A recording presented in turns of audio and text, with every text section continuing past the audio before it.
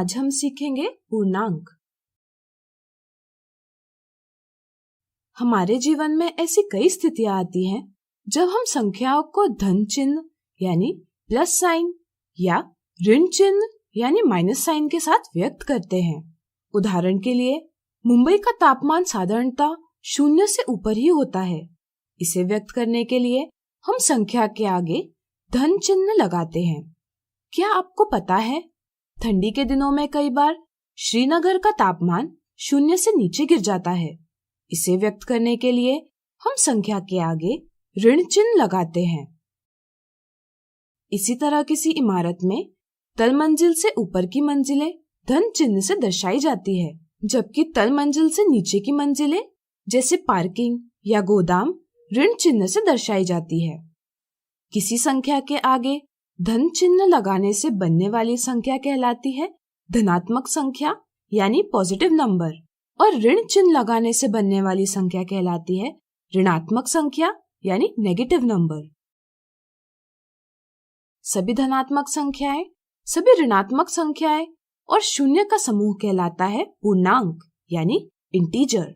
इस तरह से धन 1, धन 2, धन 3 इत्यादि संख्याएं जिन्हें हम बिना चिन्ह के भी व्यक्त कर सकते हैं कहलाती है धनात्मक पूर्णांक यानी पॉजिटिव इंटीजर।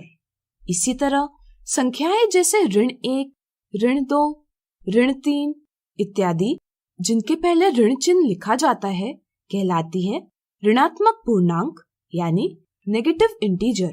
ऋणात्मक पूर्णांकों का मान 0 से छोटा होता है, जबकि धनात्मक पूर्णांकों का मान 0 से बड़ा होता है। 0 न तो धनात्मक पूर्णांक है न ही ऋणात्मक पूर्णांक, इसलिए इसे किसी भी चिन्ह से व्यक्त नहीं किया जा सकता। अब आइए समझे क्यों पूर्णांक महत्वपूर्ण है। इसे हम एक उदाहरण से समझेंगे।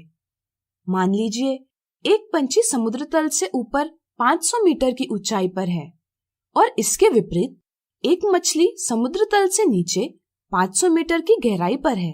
पंछी और मछली का समुद्र तल से अंतर गणित में व्यक्त किया जा सकता है। समुद्र तल से पंछी की ऊंचाई बराबर 500 मीटर और समुद्र तल से मछली की गहराई बराबर 500 मीटर। लेकिन क्या इस प्रकार से इनका अंतर व्यक्त करना सही होगा? विचार करें। चलिए हम बताते हैं। यह गलत होगा क्योंकि दोनों समुद्र तल से विपरीत स्थानों पर है। पंछी समुद्र तल से ऊपर है जबकि मछली समुद्र तल से नीचे है। ऐसी विपरीत स्थितियों को व्यक्त करने में पूर्ण संख्याएं यानी होल नंबर्स असमर्थ होती हैं। ऐसी विपरीत स्थितियों को व्यक्त करने के लिए हम पूर्णांकों यानी इंटीजर्स का प्रयोग करते हैं। जैसे यहाँ हम समुद्र तल से ऊपर की ऊंचाई धनात्मक संख्या धन 500 मीटर से व्यक्त करेंगे और समुद्र तल के नीचे की गहराई ऋणात्मक संख्या ऋण 500 मीटर से व्यक्त करेंगे। इसी तरह इन पूर्णांकों को पढ़कर आसानी से पता किया जा सकता है कि धन 500 मीटर अंतर का मतलब है समुद्र तल के ऊपर 500 मीटर की ऊंचाई तथा ऋण 500 मीटर अंतर का मतलब है समुद्र तल से नीचे 500 मीटर की गहराई। अब आइए कुछ और स्थितियों में पूर्णांकों का प्रयोग देखकर इनकी समझ और अच्छे से बनाएं। मान लीजिए राहुल और रुचिका 0 स्थान से विपरीत दिशा में चलने लगे। राहुल 0 से दाईं ओर 5 कदम चलता है और रुचिका बाईं ओर 5 कदम। क्या आप बता सकते हैं 0 स्थान से इनकी दूरी कैसे व्यक्त की जाएगी? विचार करें। बिल्कुल सही, दाईं ओर चले कदमों को धन चिन्ह से व्यक्त करेंगे और राहुल की 0 स्थान से दूरी धन 5 से व्यक्त करेंगे। इसी तरह बाईं ओर चले कदमों को ऋण चिन्ह से व्यक्त करेंगे और रुचिका की 0 स्थान से दूरी ऋण 5 से व्यक्त करेंगे। अब मान लीजिए हर्ष एक दुकान में आया है।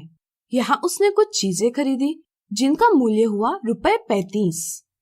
समस्या ये है कि उसके पास सिर्फ 30 रुपए हैं। ऐसे में हर्ष दुकानदार को 30 रुपए देता है और बचे 5 रुपए दुकानदार के पास उधार रखता है। क्या आप बता सकते हैं दुकानदार ने हर्ष द्वारा रखे उधार रुपयों को अपने खाता बही में किस प्रकार लिखना चाहिए? सोचिए सोचिए।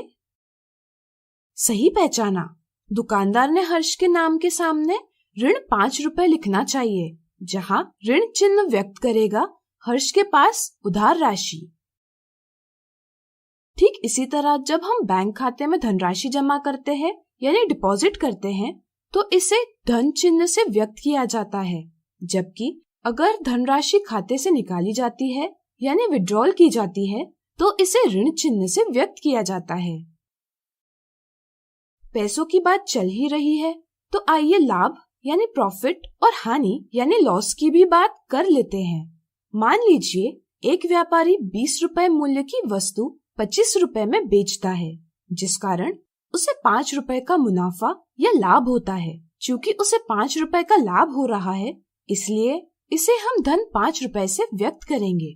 लेकिन अगर व्यापारी 20 रुपए मूल्य की वस्तु 15 रुपए में बेचता है, तो उसे 5 रुपए का नुकसान उठाना पड़ेगा, यानी कि उसे 5 रुपए की हानि होगी। इसे हम व्यक्त करेंगे ऋण 5 रुपए से।